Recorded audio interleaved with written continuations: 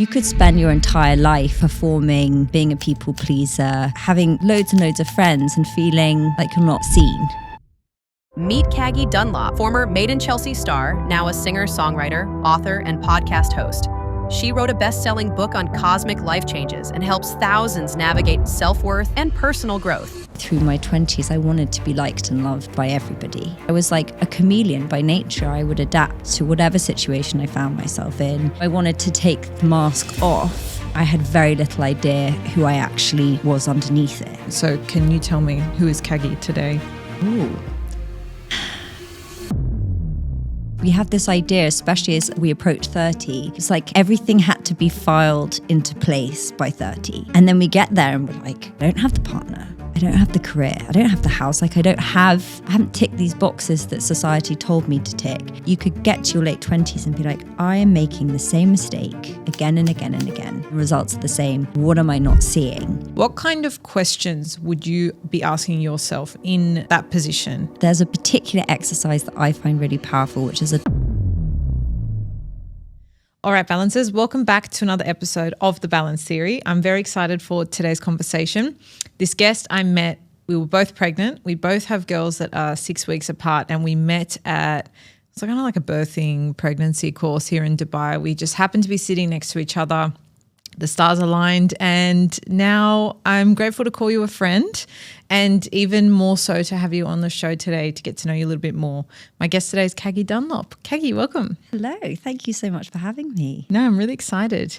Now, you speak about something a lot that I have never spoken about on the show, which is a Saturn return.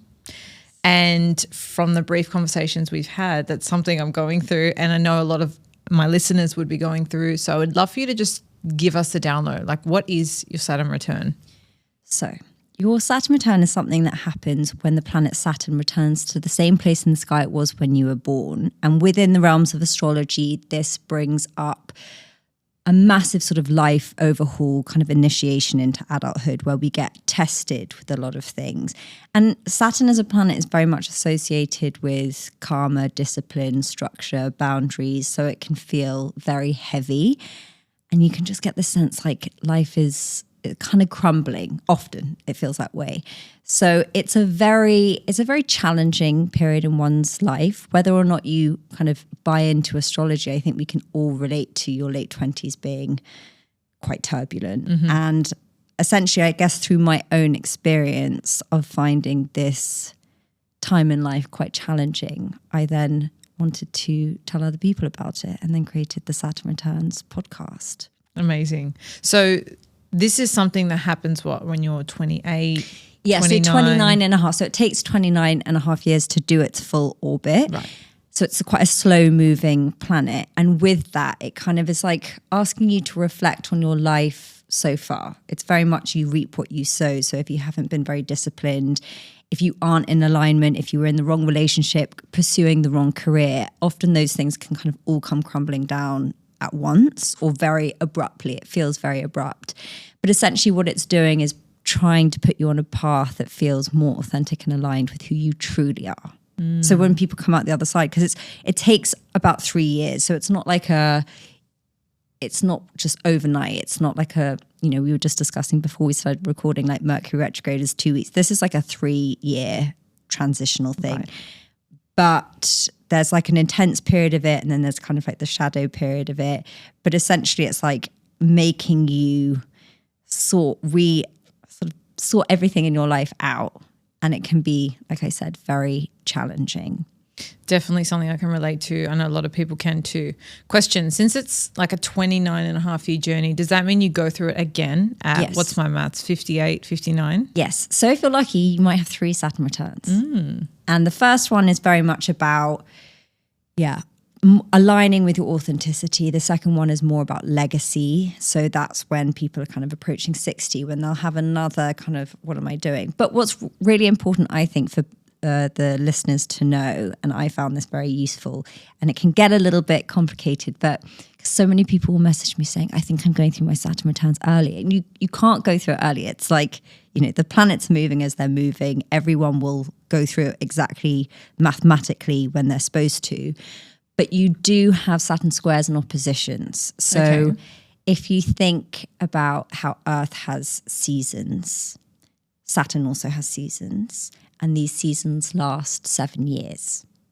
So in your life, if you reflect at 7, 14, 21, up until your Saturn return, you can see these visits from Saturn, which are your squares and oppositions, where it's kind of bringing those themes in again around authority, discipline, structure, boundaries. And your Saturn return is just that big test.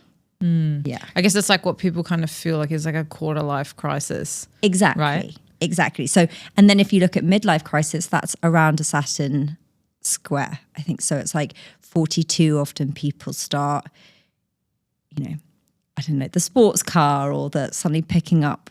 I remember my dad started roller skating, which is just like a kind of thing where people are suddenly trying to, I don't know, they're making these changes. And so, yeah, a lot of these things that we use in day-to-day language, like midlife crisis, quarter life crisis. Another one is like 7-year itch. If you think about that, that's like 7-year cycles. And in a sort of, don't want to lower the tone, but the under 27 club. Have you heard of that? Which is like a lot of artists and musicians that died at 27. So astrologically, we kind of look at that and say, well, they kind of didn't initiate, they weren't able to kind of manage whatever was going on internally with them. Because I think we can all relate to the fact that during our late 20s, we're dealing with quite a lot emotionally, I think. But it feels very isolating. But actually, I think there's something quite reassuring in knowing that everyone is going through the same sort of struggles. And that is what I found from doing the podcast and the book and building this community, is that actually a lot of people feel the same.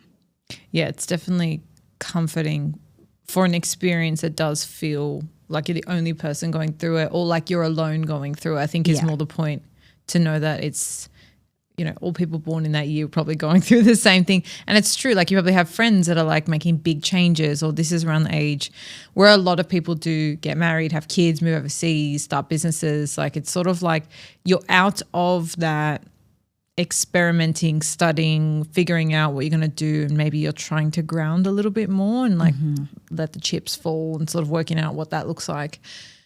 What is the difference, or is there a difference with this being a period of reinvention versus you rediscovering who you actually are? I like that a lot, because when I wrote the Saturn Returns book, I gave it to someone to read before it was published to see what he thought of it. And he said, this is actually, if you take out the astrology, this is the story of reinvention. Because, I mean, for those that don't know, like when I was in my early 20s, did TV, then I was in music, then I kind of found my feet in something that I would never have expected to be doing. Yet it feels very much aligned with who I am. And I remember reflecting on that, and I was like, I can see that. But actually, for me, it's always felt more like a coming home, you know, coming home to who you truly are. So you could spend your entire life performing, being a people pleaser, you know, having loads and loads of friends and feeling like you're not seen.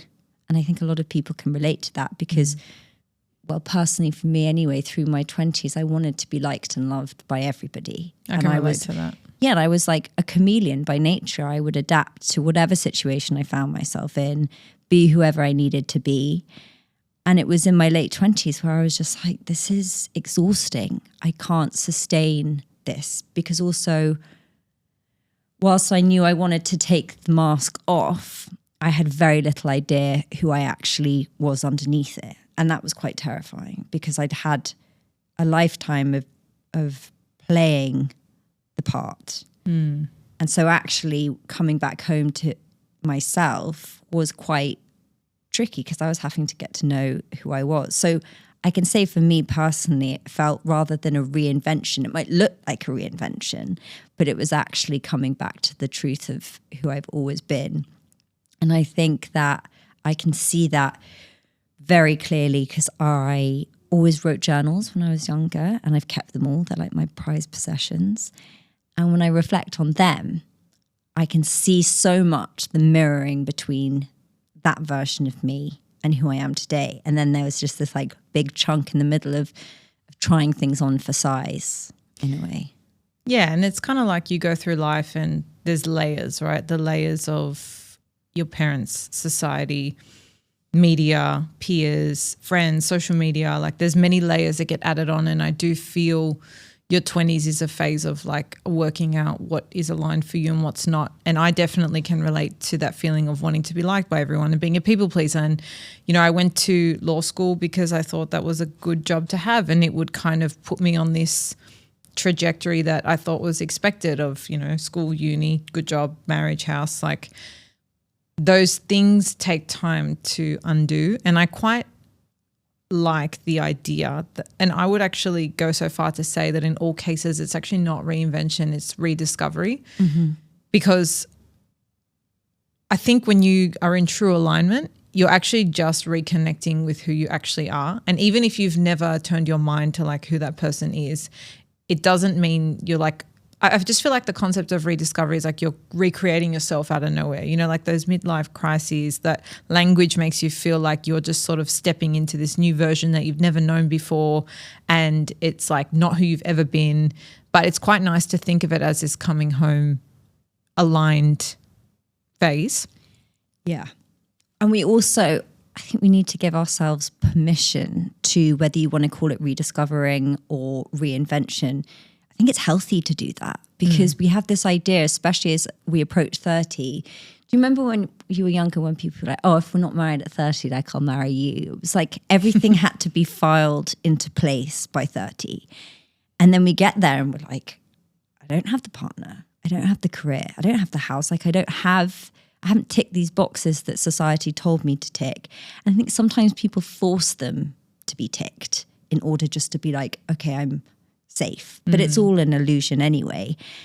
And actually, if you kind of reframe that as like, whether it's approaching your Saturn return or any stage in life, to be like, who do I want to be? I often think like, who am I going to be at 42? Like, what do I want to really pull on from my, I guess, my gifts? Like, what aspect of myself would I lean into then, which might look externally like a reinvention? But I think that that's a healthy thing. And especially if you look at people's second Saturn return, obviously I'm not close to there yet, but I can see from my mum and her peers that actually they have so much to give, and society sort of tells them to like slow down, and they've kind of made their contribution a lot of the time and doesn't really invite them to reinvent themselves at that stage, you know, whereas actually I think could be a whole new lease of life, then a different career pivot that you might suddenly feel that when you're in that phase of more, I guess, like archetypally the sort of the crow, or moving into like from the mother kind of evolving, that you would want to be able to guide people, you know? So I think it's important to always allow yourself the freedom to change and grow. Yeah, 100%. Do you have any, because I know like you're a really introspective person, as am I. Do you have any sort of questions that you maybe reflected on, or now you can share with people kind of going through that 30, 31, they're feeling like they don't have all the boxes ticked? That scares them. They don't have the confidence maybe or they're unsure what other path there is, and they're scared to explore that because society does have this idea of having things figured out by a certain age, and maybe they're at this age now and feeling like, shit, I don't have it worked out. What kind of questions would you be asking yourself in that position to really come home to yourself? I think firstly, to offer yourself grace, because whilst there is the external and societal pressure, nothing makes it worse than we do in our own heads of saying, so-and-so has it all figured out. That person's done this. That person's got married. That person's got that promotion. Comparison, yeah. And it makes us be in a state of shame, and then we're never going to be able to move from that place. So what I would say is the best place to start is to kind of start journaling. And I remember when I was at that age, and it was probably the kind of just before like 27, I started I'd have this almost sort of dream like state when I would have this voice being like, who am I? Like who, but it was like asking me like, who are you? And I found it really hard because it kept coming to me and I was like, I don't really know. And now I kind of think that's such a silly thing, but I found it painful at the time because I didn't know. But actually that question was kind of coming to me. So rather than, I could apply that to anyone, but actually being able to kind of either sit in stillness and allow those kind of thoughts to come in, or journaling, because we often get trapped in our own limiting beliefs and also our own programming. And we touched on like reparenting or like the parent dynamic. You have to kind of really be patient with yourself and uncovering your patterns. Because you could get to your late 20s and be like, I am making the same mistake again and again and again. Let's put it in the context of like romantic relationships. I'm going for the same person in a different body every time, and the results are the same. What am I not seeing? And if actually you allow yourself to journal, and I'm a big believer in like free flow journaling. Have you heard of Julia Cameron's so she does a thing called morning pages. She's an incredible artist and I guess leader, sort of thought leader in the creative space. And the morning pages is essentially before you do anything in the morning, you have to have the discipline of doing 3 pages of writing.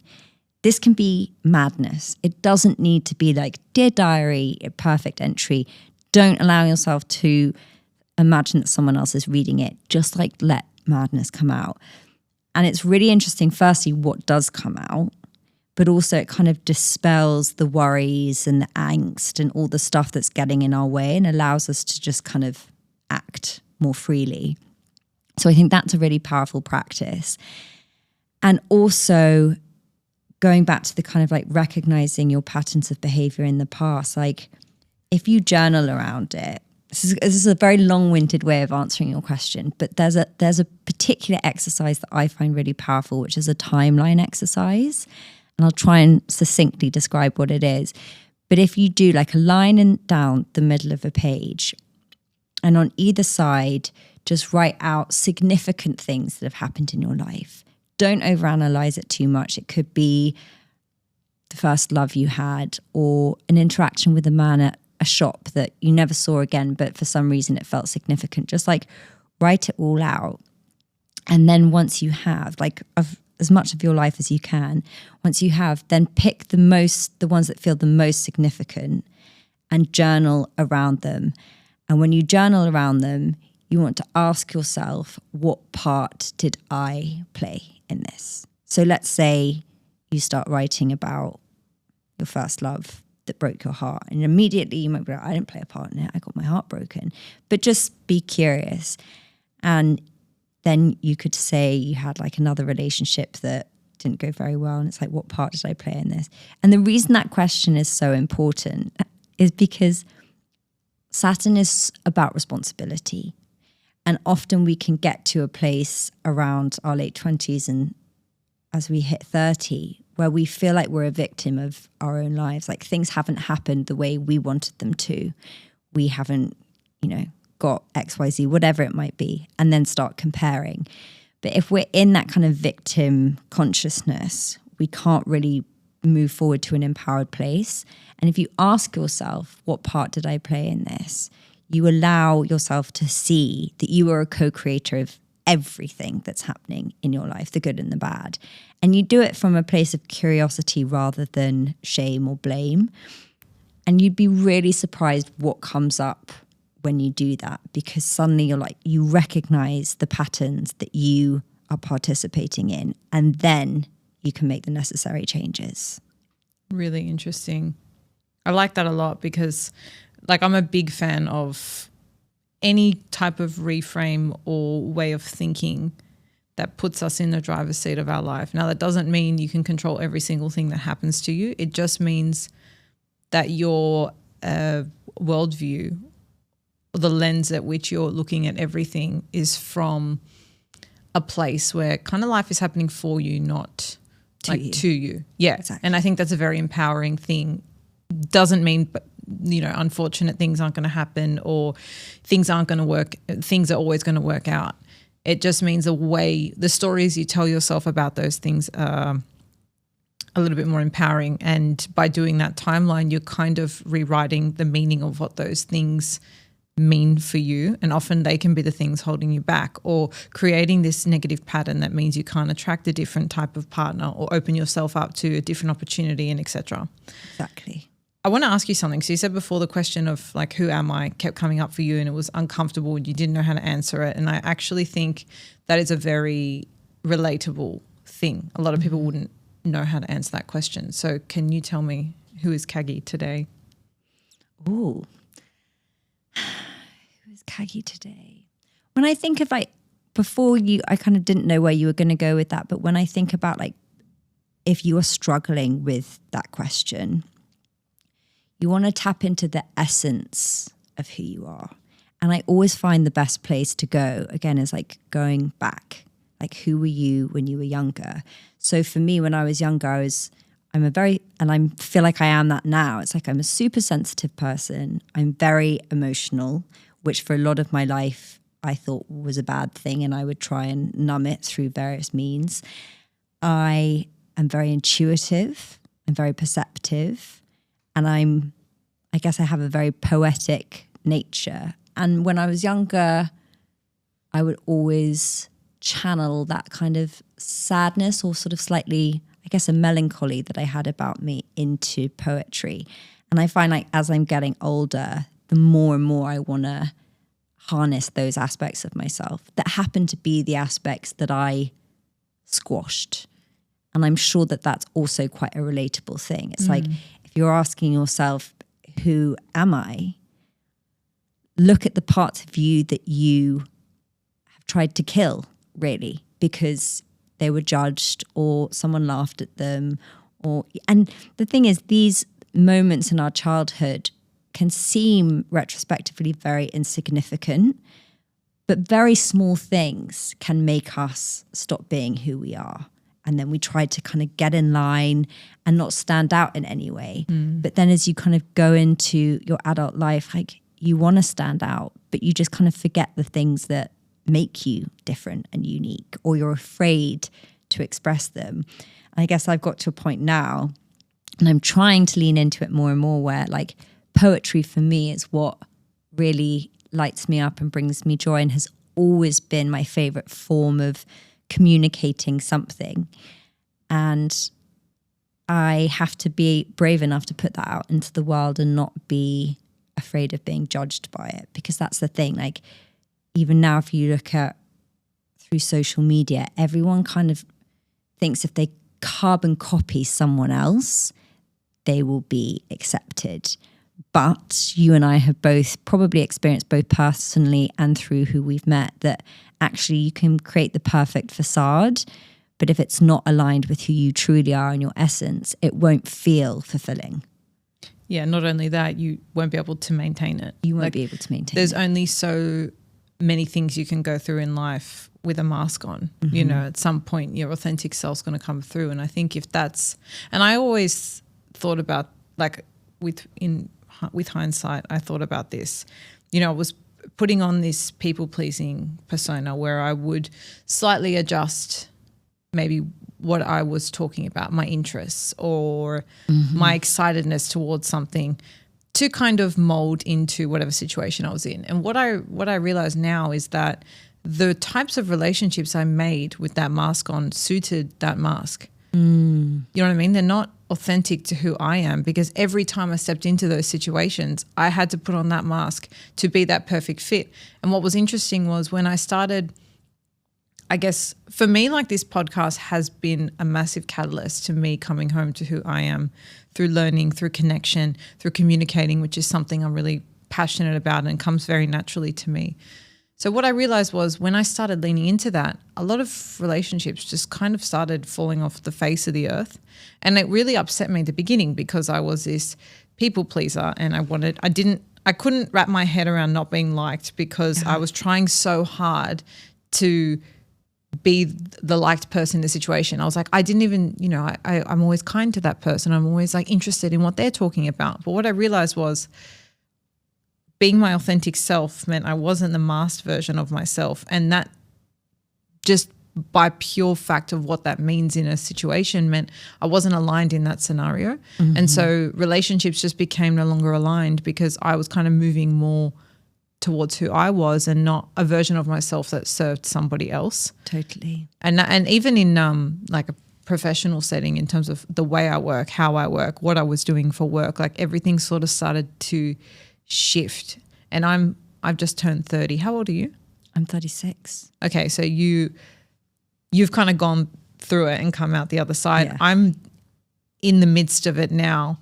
I actually feel like it's turbulent, but in a good way. Like a lot has changed, but it all feels really aligned for me. Like it feels like everything I've worked hard for, everything I have been pursuing and trying to create for myself is landing. That's how it feels for me now. It doesn't feel like this. I don't know if a lot of people, maybe it does, but I'm just sharing my personal experience. It doesn't feel like this negative rug's being pulled out from left, right and center. That everything that's happening maybe to that effect feels really positive. Yeah. It's important to note because for a lot of people, it feels like this rug pulling underneath, like everything being stripped away. What the hell is going on with my life? But for a lot of people, it can also be a solidifying of what has been in motion for a while. So if you are in the right relationship, it can just mean like marriage perhaps or children.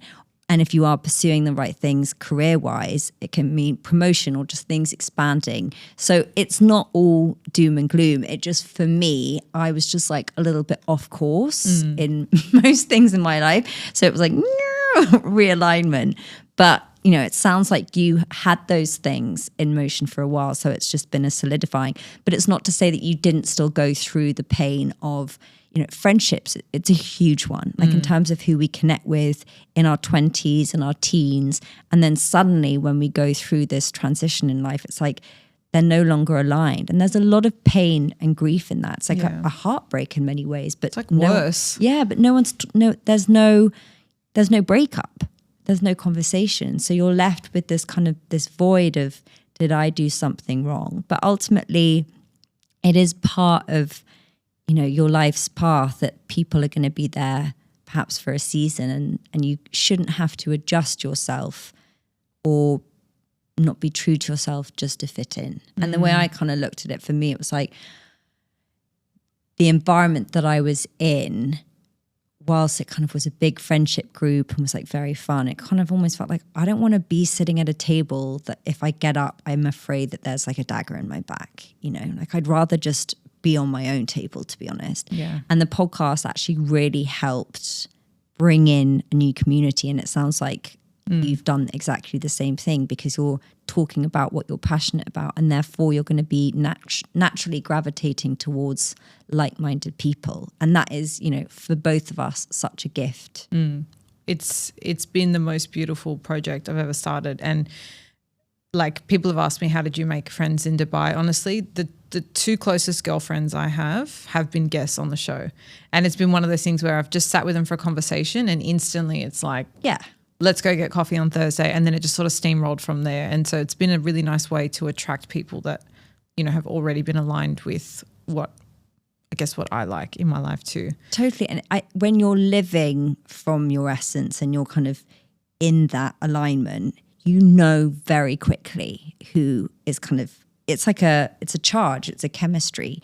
And it doesn't mean that there's anything wrong with someone that you don't connect with. It's just like, it's not for me. And that personally has been such a important place to get to, because if you told me in my late 20s, like, you're not going to be for everyone, I'd be like, I have to be for everyone. That is how I've kind of survived. Whereas now it's like, wasn't a fit, didn't click, move on. And I think it's so much more valuable to have a handful of people that you really truly connect with and that see you than thousands of people that you don't feel like you can truly be yourself with.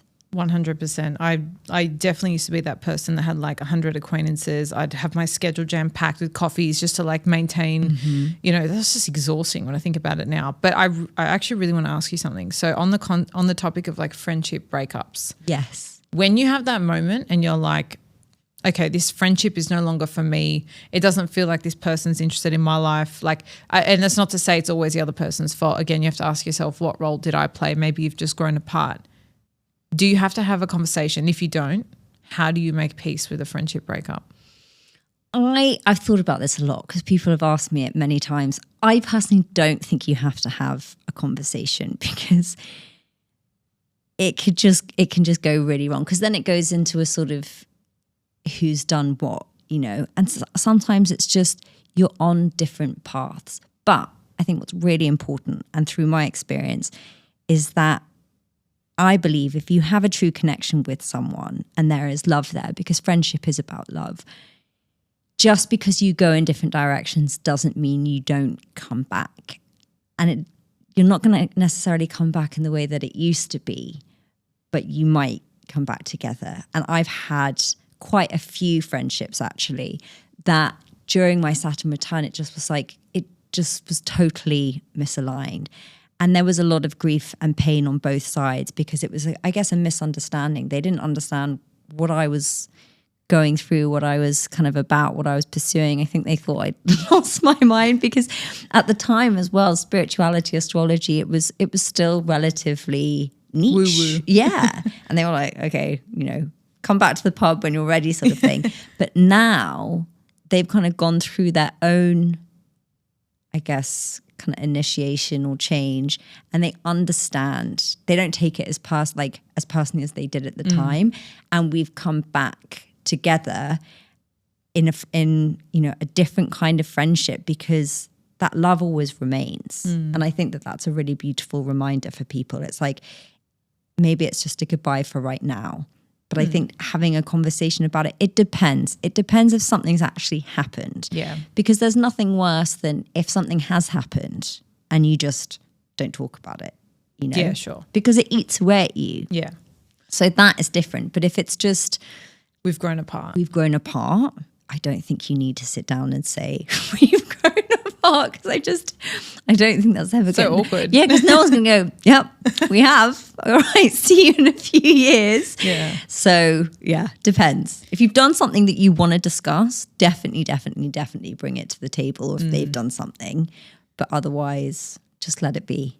I do agree. And the other thing I would add is, as like a next step to that, is you finding closure within yourself, because it's a case that you have maybe outgrown an old version of yourself, right? And like I was saying before, an old version of yourself served that dynamic. You've now grown and evolved. It no longer serves that dynamic. It doesn't mean the other person's wrong or you don't have to agree or disagree or it's nothing about that. But I find you do have to find that closure in and of yourself. Otherwise it's this open loop that's feels really awkward. And it's kind of like, do I call them? Yeah, do I not? So I feel like finding that closure within yourself in lieu of not having a conversation is important for you yourself to move forward. I want to change topics a little bit now to something that feels a bit more present for both of us, and that is we've both recently stepped into motherhood. We've both had our first baby within the last 6 months, which I can personally say has been incredible. But of course, as you would know, as many of the parents listening to, it comes with its own challenges of priorities shifting and changing. One of the things, you actually shared this on your Instagram, and I really, really aligned with it, and I really wanted to bring the conversation here on the podcast, was this idea of choosing between motherhood and ambition. Do you think we have to choose, or is there a way to sort of balance both? Very important question. And for everyone, I think they're going to have a slightly different answer depending on their circumstances, their situation, what support they have. But for me personally, I think you can balance a lot, or I can balance a lot, because I'm very lucky to have my own business that I can, tap into, pull away from. So that in itself is a huge privilege. On the other hand, we've discussed you also don't get maternity leave. So there's no sort of no one's operating the business if you're sort of pulled away too much. So I didn't really take any time off. I just kind of kept going. But when I say I kept going, I mean, I had Lola, my daughter, like under the desk. And, in the beginning, they're just like sleeping potatoes. So it was actually kind of, I look back, it's quite a magical time because you are just juggling things. And I personally I feel like I'm in my happy place when I'm in chaos. Like that is kind of the best lane for me to be in. So motherhood in that sense, I love that. Like I couldn't care less about sort of walking out the house suddenly sick or like I find all that stuff really funny, and actually trying to kind of like, okay, what can I do in this situation? And I just went and hosted a retreat, the Saturn Returns retreat. And I remember when I was pregnant, someone said, I saw you just announced your retreat. And I said, yes. They said, you're not going to feel ready to do that when Lola's only 3 months. And I was like, okay, well, because this is the thing. You get so many opinions. Everyone's like telling you how you're going to feel. And it does become pretty relentless. And you're just like, please stop advising me. And I have a funny story on that I'll share in a sec that I've not shared before. But I was like, no, I think I'm going to do it. And I am so glad I did, because it was just the best experience that brought me back to myself. But like, I was very, very lucky that my mum offered to come and she stayed nearby, which I understand is not accessible for many people or possible. But I was able to kind of do the retreat, be fully on with my community and the lovely women that had come, but then also be a mum. And that felt really great for me.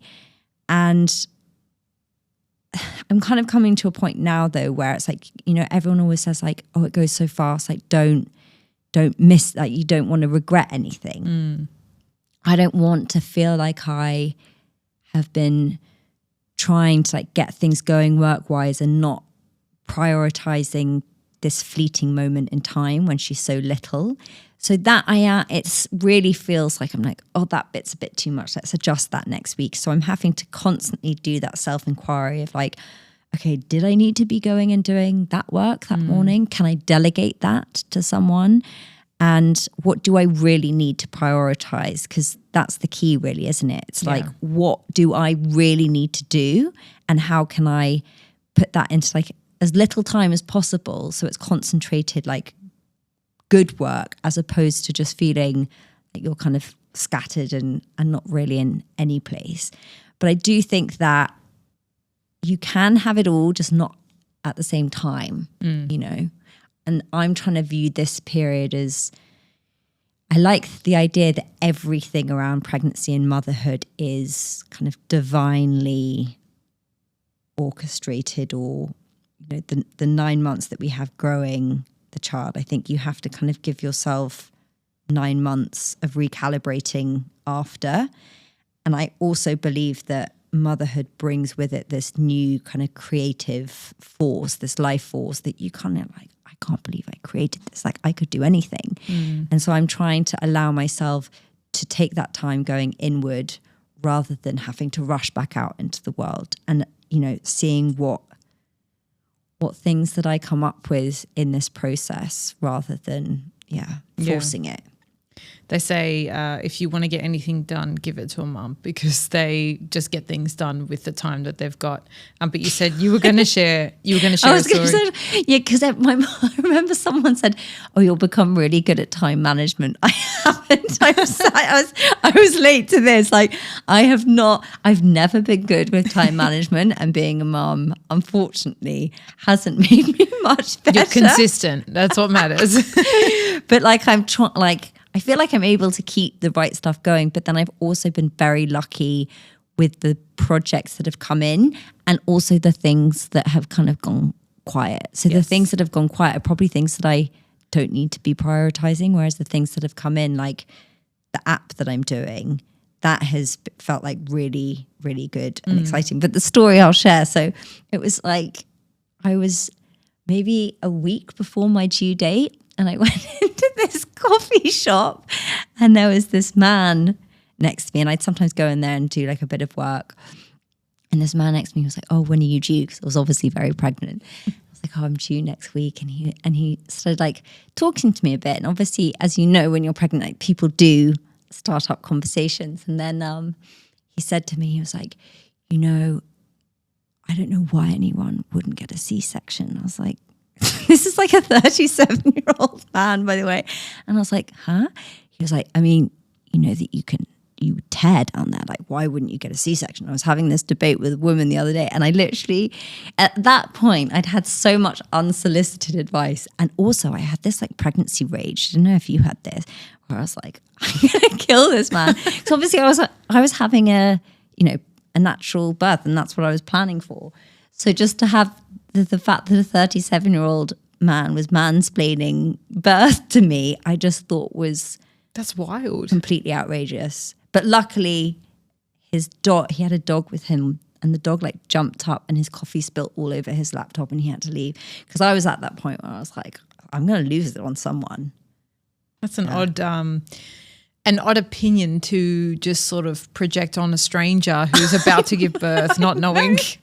I mean, it was like also, you know, this is the thing with motherhood. There's no right or wrong.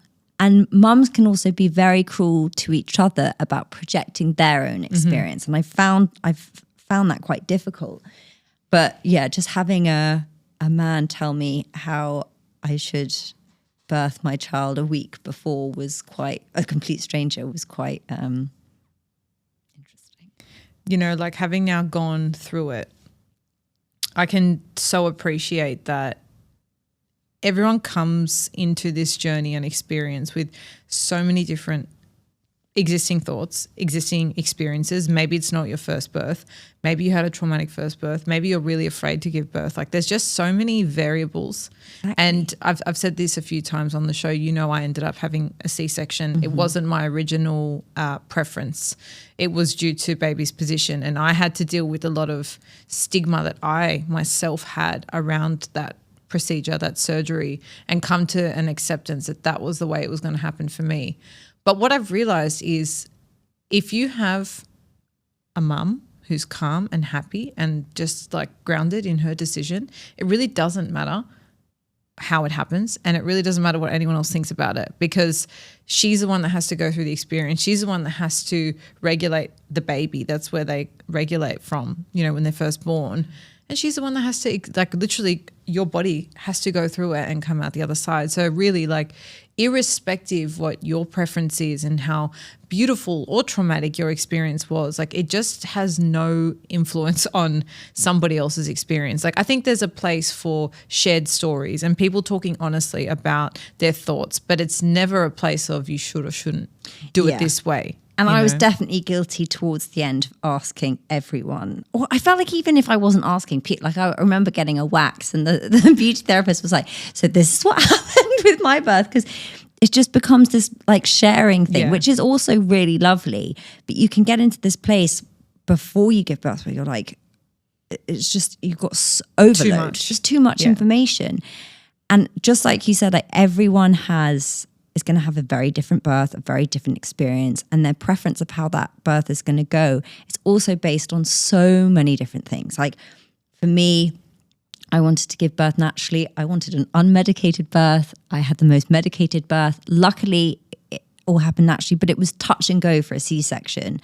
And I remember the night that I went into the hospital because I had to have an induction, and I felt like I had these like two people in my head. I had one that's the space that I'm in sort of with work, which is like holistic kind of, you know, spiritual, give birth in a wood somewhere, like, you know, like very, very natural kind of no interventions. People were surprised that I wasn't doing a home birth. But then on the other side, I have my family, who is like a lot of doctors, pediatric professors, doctors, surgeons. So I had like these very polarizing views. And I remember that night speaking to both people thinking like, what way is this going to go and what am I going to do? And I remember the doula that I had, she realized how kind of panicked I was and was like, okay, I want you to go back in there and I want you to say yes to the induction and I want you to do it from a place of empowerment rather than fear. And I found that actually retrospectively so useful, because I think a lot of women feel like it's just things are happening to them. Out of their control. Out of their control. And that's not a place you want to be, because birth can be, not always, but can be a very empowering experience. And I think whatever way it is gonna go, just allow yourself to feel like this is the right thing for me and my baby, and I am choosing this. Yeah, absolutely. And again, like I think for your friends that are pregnant, like whether you've had a baby or not, or you want to share like your sister's story, your mum's story, oh, my cousin's birth was like, just be mindful that I think it's nice to share stories, but just share the story. Don't impose an opinion. Don't impose a way, because you never know what fears that person's having. Exactly. Even like, if someone was talking to me about a C-section, how wonderful it was, they would have no idea that I had a lot of shame around it, and I didn't feel like I was giving birth in this way that I wanted to. I felt really calm about going into natural delivery. So I just think you never know what a mother's going through. They go through enough as it is. It's such a life-changing, beautiful experience, but just always have like a grain of salt with the way you share things. And I never want to discourage sharing, because I think conversation, I think we'd both agree that that's really powerful. And I think I used to love listening to people's stories, even like to the detail of like, when they found out they were pregnant, or when they were feeling really sick, or what kind of things they were eating. I just loved hearing many different experiences, but just remember that there are many different experiences. Yeah, 100%, and not to project too much. Yes, 100%. Well, Caggie, it's been really nice hosting you today. I'm sure this won't be the last time, but really grateful we met, and I'm excited to, watch the girls grow together and play together. They had their first friend day. It was very cute. It was so cute. But yeah, thank you so much for your time today. I appreciate you. Thank you for having me.